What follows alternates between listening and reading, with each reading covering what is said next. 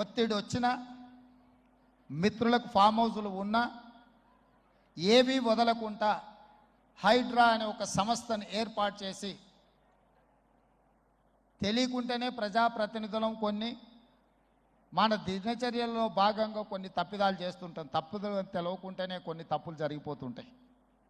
మరి ఆ ఖాతాను సవరించుకోవడానికి, ఆ బ్యాలెన్స్ షీట్ను సవరించుకోవడానికి తెలిసి కొన్ని మంచి పనులు చేయాలని నేను ప్రగాఢంగా విశ్వసిస్తున్నా, నమ్ముతున్నా.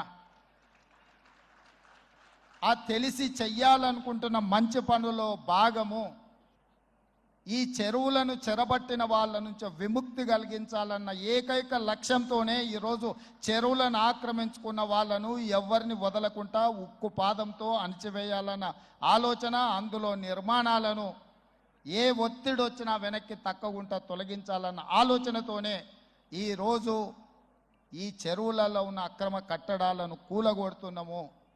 దీనికి స్ఫూర్తి భగవద్గీత